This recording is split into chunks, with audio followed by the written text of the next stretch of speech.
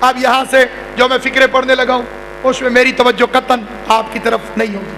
میں مولا کی بارگاہ میں براہ راست اگرچہ گناہگار ہوں لیکن ان کے منبر پہ بیٹھا ہوں, انہی سے مخاطب ہوں. اس نے ایک یہودی فاحشہ عورت کو بلایا, کاروبار کی نجس, مذہب کی یہودی, خیبر کی کچلی ہوئی زخمی ناگر, جسے خیبر کی چوٹ لگی ہوئی تھی. مرحب کے قاتل سے بدلہ لے لو, ہمارا کام بھی ہو جائے گا تمہارا بھی. اسی کا بیٹا زندان میں. کہا کیا کروں؟ کہا تو زندان میں رات گزار, صبح میں آؤں گا.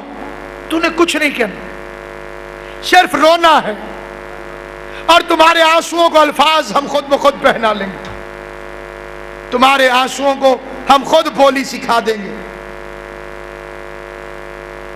قلعہ عصمت پہ حملہ کرنے کے لیے لشکر حسن چلا. لشکر حسن کے پاس ہر ہتھیار موجود تھا. حسن کا یہودی لشکر چاہتا تھا کہ چادر امامت کے سفید رنگ پر دھبا ڈال دے. ادھر سے یہودی عورت چلی اور ادھر سے آل محمد کا سیکورٹی سٹاف آئے تطہیر چلی کہ اگر الزام لگ گیا تو میرے نازل ہونے کا فائدہ ہی کیا. سارا واقعہ یہاں سے ختم کر کے آخر میں فکرے کہتا ہوں. دیوار زندان کا, روزن زندان کو کھولا گیا, عورت کو اندر بھیج دیا گیا, دروازہ بند کر دیا گیا. صبح ہارون ملون 200 راوی ساتھ لے کر, ٹوٹل میڈیا, پورا میڈیا, اس زمانے کا سب سے بڑا میڈیا یہی تھا. 200 راوی, ہاتھ میں قلم, تلوار سے تیز چیز, کاغذ, آ کے کھڑے ہو. آؤ تمہیں شیعوں کا امام دکھاؤ. روشنی نے دبے پاؤں روزن زندان میں قدم رکھا. 200 راویوں نے لکھا کہ ایک طرف امام سجدے میں ہے,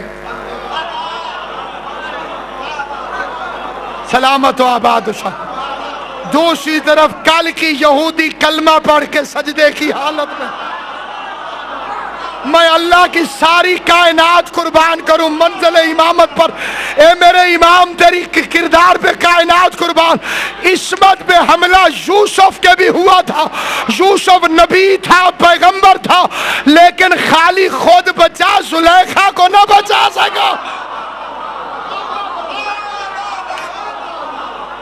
خود بچ کے نکل جانا اور بات ہے, حملہ کرنے والی کو کلمہ پڑھا کے اپنے رستے پہ لگا دینا,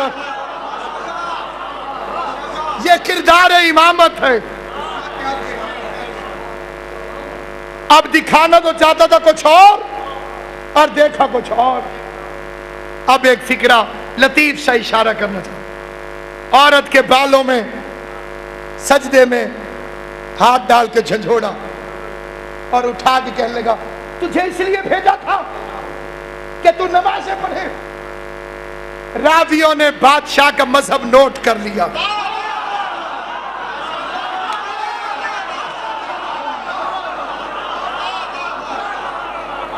راویوں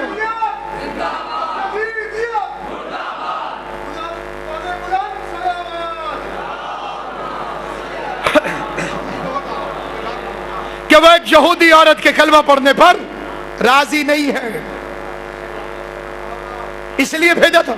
اب جو اس نے اٹھایا وہ بھی نفس مطمئنہ کے پاس, نفس مطمئنہ کے علاقے میں رہ چکی تھی.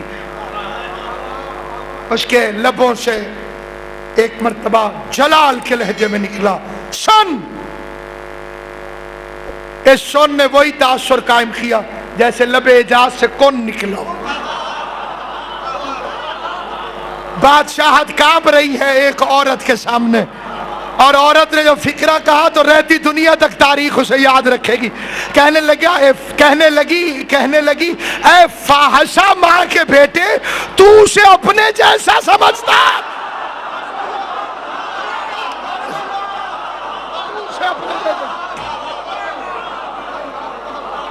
اسے اپنے جیسا سمجھتا